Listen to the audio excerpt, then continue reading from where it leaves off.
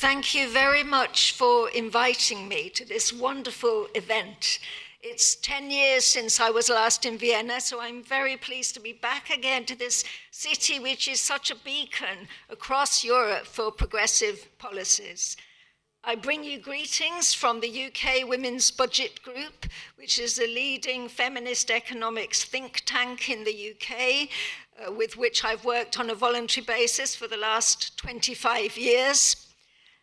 I also bring you solidarity, I think, from all the progressive groups that I work with in the UK, and thanks to FEPS for including still the UK within the networks, even though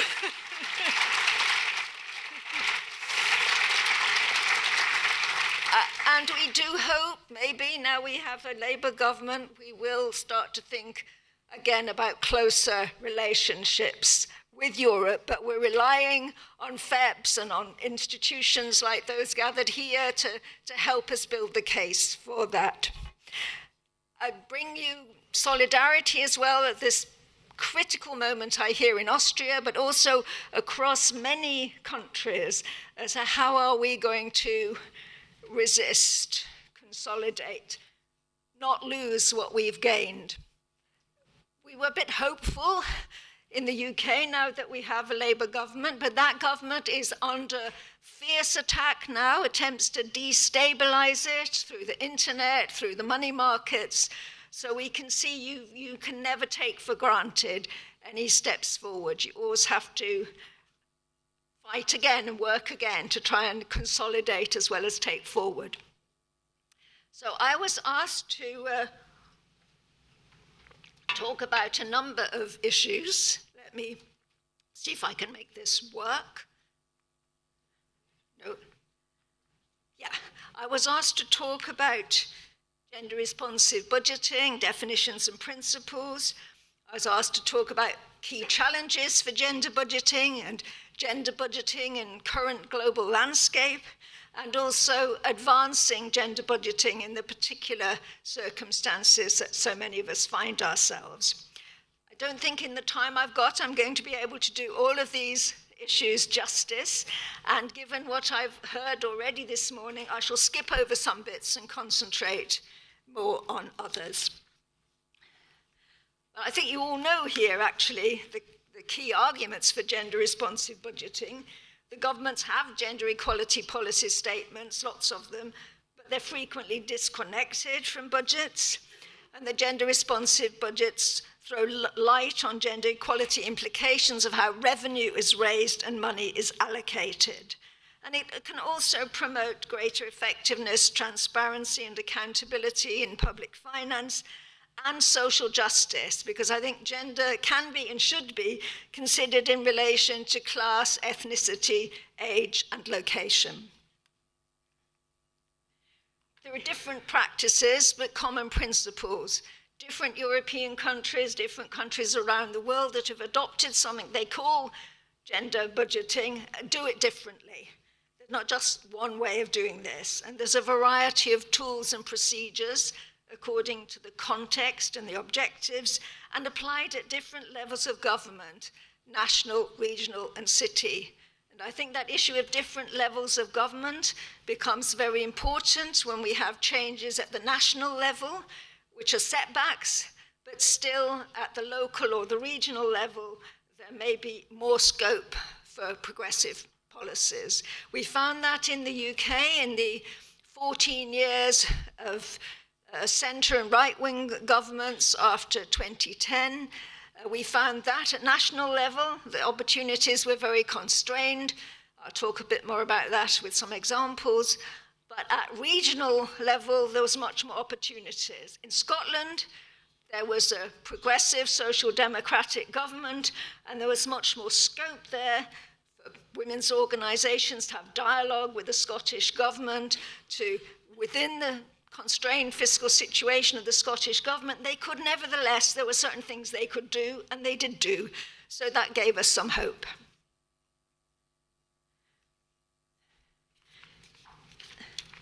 Follow the money, I think, is a key mantra for gender responsive budgeting. And and following the money from the budget to outcomes. The budget tells us about the money, how it's raised, how it's spent. It tells us about the inputs of expenditure.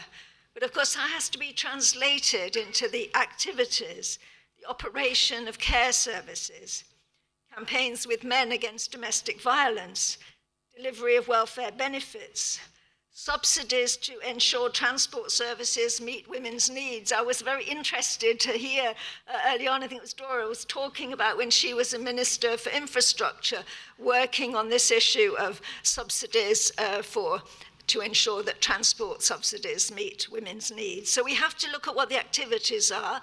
We have to look at the outputs. That's where the measurement comes in. How many people are given care? What are the numbers of men reached by anti-violence messages? What's the value in the distribution of welfare benefits? What are the numbers of women able to access suitable public transport? So we have to have data at that point to see what the outputs are. Data that's not in the budget. You have to get that from another source. That's one of the challenges. But a lot of this data will be there in the ministries.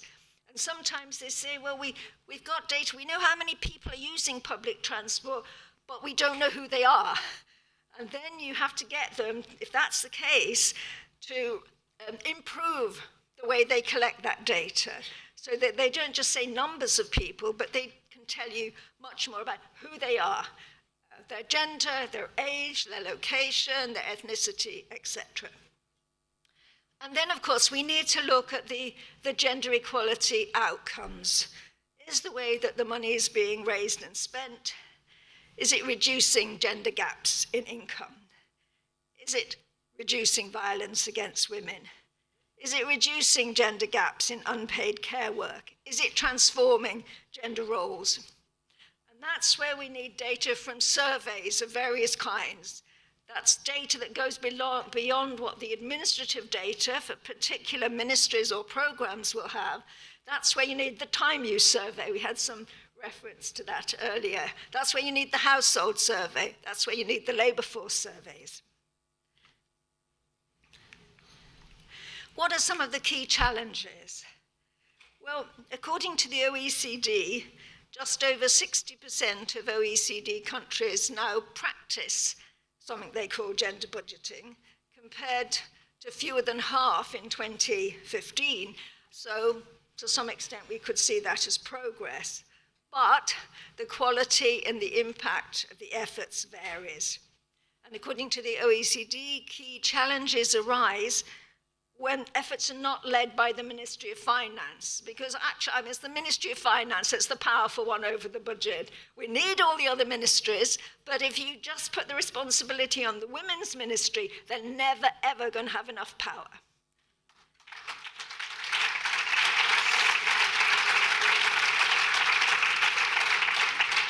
There's also problems if gender budgeting is implemented without sufficient capacity building, staff, data, guidance, and I'm sure lots of you here have been involved in that capacity building. But there's another challenge when governments think that the goal is producing rather than using information. I'm going to say a little bit, if I have time, about the example of Canada, but that's been one of the criticisms made there by feminists, that the government's put a lot of effort into producing a lot of information, but how much use has it made of that information? And there's a challenge if the approach isn't linked to a gender equality strategy and it doesn't prioritize key investments. So it becomes fetishized as just a process that you have to carry out because, there's a box to tick and you've got to show you've ticked that box, but it doesn't actually link to priority investments. And of course, the major challenge when the overall focus of fiscal policy is austerity, cutting expenditure, even while you might be reducing some taxes, but putting all the emphasis on cutting expenditure. And I'll say a little bit more about that challenge in a moment.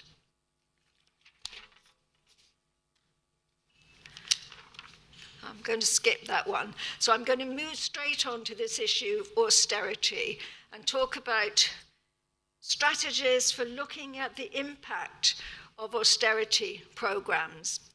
Austerity programs bring in a whole number of different elements. There's cuts to expenditure, cuts to welfare benefits, cuts to public services. There's a mixture of things on taxes. Often taxes like value-added tax are raised, generate a lot of revenue. But other taxes, like taxes which are on the better off people, are often reduced. And you always have to look carefully at when they say we've got to reduce the budget deficit, well, are they doing this? Are they cutting taxes as well as raising taxes in trying to do this? So you have to look at the tax side as well as the expenditure side.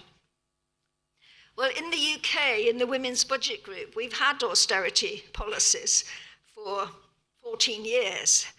And in the UK Women's Budget Group, we tried to measure the gender impact of a combination of policies, not just ministry by ministry, but trying to pull together the data to look at the big picture. There's a whole report on this that I've referenced on the slide that can be followed up. Anybody wants to read the details. Here, I'm just going to refer to what we did looking at the combination of the social security and the tax policies. So in the period 2010 to 2020, welfare benefits were cut severely with the aim of reducing the budget deficit. But some taxes were also cut. Now, the UK doesn't have a gender budget law. It's not like Austria, it's not like Canada. But it does have legislation requiring governments to, quote, pay due regard to the equalities impact of policies, including budgetary policies. And an important way that the government could demonstrate it's done this is to publish an assessment of the cumulative impact of policies on different social groups. But the government did not do that. So we in the Women's Budget Group stepped up to the plate and we published an assessment of the incidence of these cuts to social security and changes to tax policies on income, on individual income, by gender, ethnicity, and class in the period from 2010 to 2020, using official data. So this was using official data sources. What did we find? We found it was important to look at the combined impact. And we weren't totally surprised to find that women lost more than men across all income groups and ethnicities. We heard earlier, I think, how austerity policies, women tend to lose more. They tend to lose more when welfare benefits are cut, because across all the countries I know, welfare benefits are more important for the living standards, for the incomes of women, because of the unpaid work that women have to do, because of the lower wages that women get. So cuts to welfare benefits is always likely to impact women more than men. But it's also important to look at this, I think, in terms of class and ethnicity. So we did that, and we found that who lost most? It was poor women who were British Asians. British Asian women lost the most, and they were already the group with the lowest income. The income gaps by gender, ethnicity, and class income group were set to widen. And to reduce these income gaps rather than widen them, a different approach to budget deficit reduction was needed, with more emphasis on taxing the better off. The cuts to welfare benefits since 2010 totaled 37 billion a year, 37 billion pounds a year by 2020, but tax cuts were even more. Tax cuts since 2010 cost 41 billion pounds a year by 2020. So we use that information to say, what do you mean there's no alternative? What do you mean we've got to reduce the budget deficit? What do you mean these welfare benefits have to be cut? And I think it's very important for all of us to be challenging that, picking up what we heard earlier about the fiscal rules problem. Now, we've never been in the Eurozone in the UK, so we've never had the fiscal rules imposed in quite the same way as as countries in the Eurozone, but we've just had our own version, very, very similar fiscal rules, chosen by successive governments for very similar reasons. And I think this is going to be one of the challenges for us in gender budgeting, is to really take on the critique of these fiscal rules. What do they mean? Why are they there? What are the alternatives? Because that really, if we have these very narrowly defined fiscal rules, it really constrains what we can do in terms of budgeting for gender equality. And I hope that is something that progressive groups all across Europe will unite, those in the Eurozone and those not, because we all face a similar kind of problem. Some of the reasons are similar. The power of the financial markets is one important reason that needs to be challenged. Another reason is the short-sighted way in which economic modeling is carried out, so that the positive impacts of public expenditure on economic growth, for instance, are not taken into account, and public expenditure on public services and welfare benefits is only seen as a cost. It's not seen as an investment. And I want to return to that point if I have time later.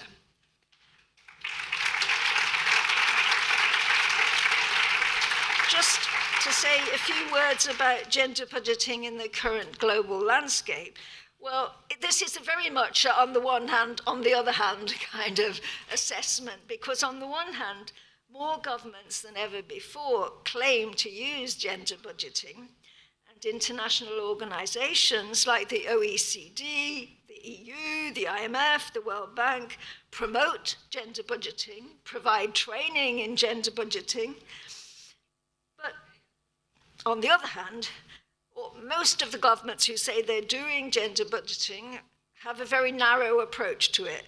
They focus primarily on expenditures explicitly targeted to women. They don't really link spending with the overall policies. They do not include taxation. We already heard this morning that it's going to be very important to look at taxation as well as expenditure. And they don't look at the macroeconomic dimensions of the budget, these fiscal rules. So it's going to be really important to get governments who say they're doing gender responsive budgeting to move forward on these issues. I did an overview of what's happening around the world, and the list of references at the end of my slides has got the reference to that. Now, there's an OECD is doing a lot of reporting on gender responsive budgeting, and they had a report out in 2023 that finds that among the OECD countries that say they are doing gender budgeting, it's Austria, Canada, Iceland, Ireland, and Norway who score top marks as far as the OECD is concerned. UK is not included in any of this because the UK government doesn't say it does gender budgeting, which it doesn't. So that's why you won't find them in the OECD tables. Now, I look at these OECD tables, and there is I'm not going to talk about this because I can see it's impossible for people to really read this table, but the OECD does this assessment based on a questionnaire, and as I say, the top marks go to Austria, Canada, Iceland, Ireland, and Norway. But I know when you go to a country and you talk to people and you ask what lies behind this, the government says it's doing all these things, what's actually happening, that the picture isn't quite as rosy as the OECD reports would have us believe. Well, you in Austria will know all about your challenges here. I looked a bit at Canada. I'm in touch with quite a few Canadian researchers. And so I said, okay, what lies behind the OECD evaluation? What about Canada? Now, like you, Canada has a gender budgeting in law. It has a Gender Budgeting Act passed in 2018, which incorporates something called gender-based analysis plus into the federal budget-making process. And they've done a lot of training, a lot of capacity building, a lot of working reports with this gender-based analysis plus. The plus bit is because this is an analysis that's not just on gender equality, it's also on other dimensions of equality, class, location, ethnicity, Indigenous Canadians, for instance, how is the budget affecting them? Now, of course, every government that's doing gender responsive budgeting always says how well it's doing. So I wasn't surprised to find that the Canadian government says, yes, we're doing well because we've invested resources in strategic areas, fostering gender equality and inclusion, including early learning and childcare, a national action plan to end gender-based violence, a federal action plan on LGBTQI+ action, and an implementation of a national action plan to end the tragedy of missing and murdered Indigenous women and girls. Well, that's good that the government can say it's put investment in these areas, but it doesn't provide an analysis of how the GBA plus influence these priorities, nor how funding for these new initiatives compares with funding for other programs. So these programs are funded, but how does the funding compare with other programs? And does it meet all the needs that have been identified in these programs? So if you talk to researchers and to civil society, you get a somewhat less rosy view, where you get some of the shortcomings emerging. So one set of researchers describes the GBA plus process as a checkbox process. Lots of training, civil servants got to fill in a form, they all fill in the form, but does it really influence the way that policy is designed and implemented? Another critical view argues that the budgets made with the gender budgeting approach nevertheless still resulted in investments in infrastructure that would benefit male workers most, gendered forms of privatization, changes to caregiver and parental leave that would serve only the most privileged women, and major gaps in essential services, including childcare. And the standing Senate committee of the Canadian Parliament also produced a somewhat critical report saying that the implementation remains inconsistent and incomplete across government. So I think that's going to be a challenge in Canada, and they're facing their own political challenges too. Are they going to lose what they've got? Are they going to be able to build on what they've got and improve it so that some of these shortcomings are remedied? Let me now, the time I've got left, focus on the issue of advancing gender budgeting in the current circumstances. So first thing I want to talk about is making the case for investment in social infrastructure. So deliberately using the language of economists on this. So feminist economists categorize public services such as education, health, early years education and care, and social care as social infrastructure, and spending on it as investment.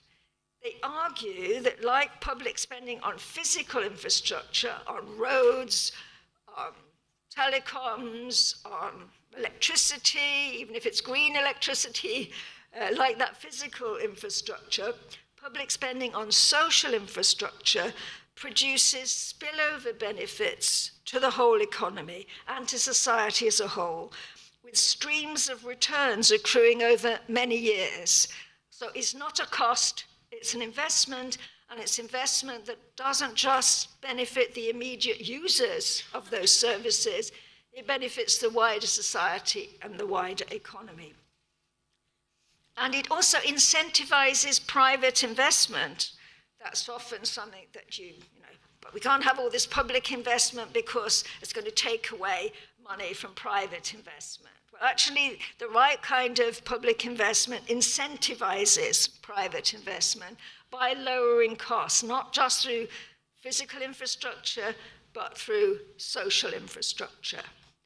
And there's some interesting research being done on this by feminist economists in the UK that shows that investment in better social infrastructure in the UK would not only create more jobs, but also increase productivity and generate increased tax revenue. So it may be that we need to put a bit more emphasis on developing this kind of argument about why we want to see certain kinds of public expenditure not cut, but enhanced. And if you cut them, well, you're going to be damaging the economy.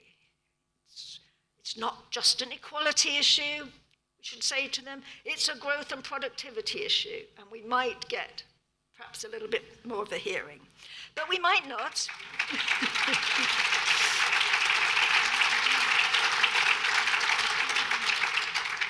We might not, because, of course, one of the challenges we also face is that good evidence doesn't necessarily win the arguments. So it's true, we have to bear that in mind.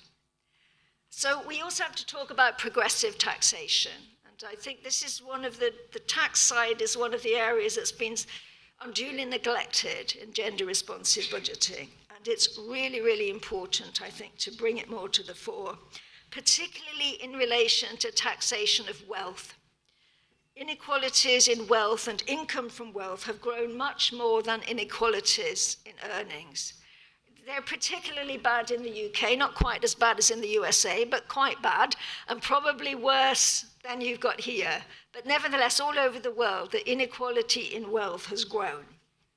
Now, all the data that we've got shows that men own considerably more wealth than women. So taxes on wealth and income from wealth are gender equitable as well as socially just.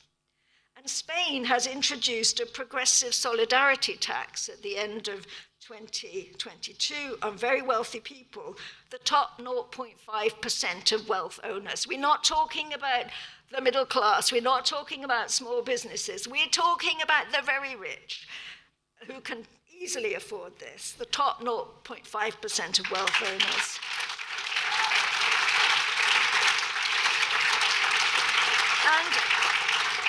And a tax of this kind can generate a lot of revenue. The Tax Justice Network has done an estimate for 172 countries and finds that a similar kind of tax to the one they've got in Spain on the wealth of the top 0.5% of the wealthiest would increase tax revenues by about 7.3% of their current revenues, so quite a sizable increase in tax revenues, and it would add up to more than $2.2 trillion globally. So the problem is not that there's no money, the problem is we haven't got it.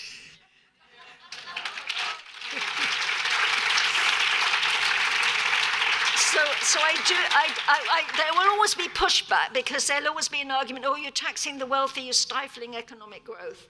But actually, I think there's a lot of evidence to say the kind of taxes you can do don't, and this might be something you can build a broad coalition of people to support. And I think, though, that has to be complemented by doing detailed national assessments of taxation from a gender equality perspective, focusing on how to raise more revenues through progressive taxation. And we did that in the UK Women's Budget Group for the UK to inform the incoming Labour government, and looked at all the taxes that you could use in a more progressive way and what would the gender equality perspectives be. And I think bringing together, I don't know if you've got such a report in Austria, looking at the whole tax system from a gender equality point of view, but I think it would be well worthwhile doing something like that if you haven't. I'm nearly coming to the end now. In the context in which we increasingly find ourselves, I think support for civil society gender budget analysis is important. I think we all got after me, the keynote speaker is from a civil society, a think tank, she's going to talk about that. I think all over we need to have more support for civil society gender budget analysis. And I'll just give you the example of the UK Women's Budget Group and how we kept alive some of these ideas during the unpropitious 14 years of austerity. We're a long-standing group, and we're a network of, as well as a think tank with staff, we're a network with trade unionists, with women from all different kind of women's organizations across the country, as well as from universities and research institutes. We had a successful engagement with the UK Labour government from 1997 to 2010, and we had regular dialogues with the Treasury, that's our name for the Ministry of Finance. And we did have some policy impact. But with the coalition and conservative governments from 2010 to 2024, that dialogue ended. We were never invited again to have any discussions with the Treasury. However, that didn't mean we gave up. What we found was parliamentarians, actually across the political parties, parliamentarians were interested in the analysis we were producing. And so the all-party parliamentary select committee on the Treasury and on equalities called for evidence from us and used it in their reports. I went along to Parliament to testify when they were having the hearings on the budget, and that the Minister of Finance then had to respond to later on. So we found we could do that. Here, even if the government's not receptive, you might find there's parliamentary groups, and clearly the SPÖ parliamentary group will be receptive.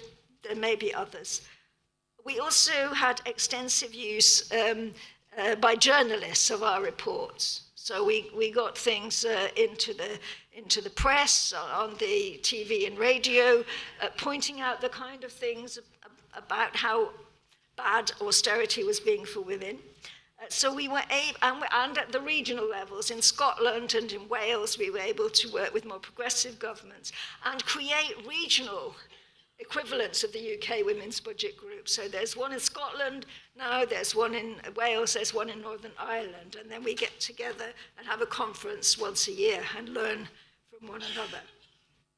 But we are now engaging with the Labour government, and we're providing training for officials, although we have a lot of reservations about the fiscal policies that the government has adopted. So there are things you can do that the civil society groups can do, even when at the national level things are very unpropitious. And I'm sure you'll be thinking here about the kind of work you can do along those lines. So my final slide is, the politics of gender budgeting, because it is politics in the end, money, power, it's politics. There's a challenging political climate in many countries. You here know only too well, but it's there in a lot of other countries. There's a backlash against gender equality in the context of increasing class inequality and xenophobia. But city and regional governments may retain commitment to gender equality and gender budgeting, even when national governments do not. As well as the UK, we've seen that in Australia, where a pioneer at the federal level, change of government gets pushed to the bottom, but some of the states in Australia continue to do it, and now they have a Labour government again in Australia. They've reinstated it, and they're doing making very interesting use of it. But I do think we need to put the gender budgeting in the context of a social justice approach that can address class as well as gender and ethnicity, and show how taxing the rich can generate resources for investment in social justice overall, and build civil society capacity to conduct gender analysis of budgets and communicate those findings. And so let me end again with this kind of note of solidarity as you struggle with this difficult situation here. But you've got such long, particularly in Vienna, such long-standing and deep-rooted both civil society and political party resources on which you can draw that I'm sure you won't despair. And another quote from Gramsci, we had one earlier this morning: pessimism of the intelligence, but optimism of the will.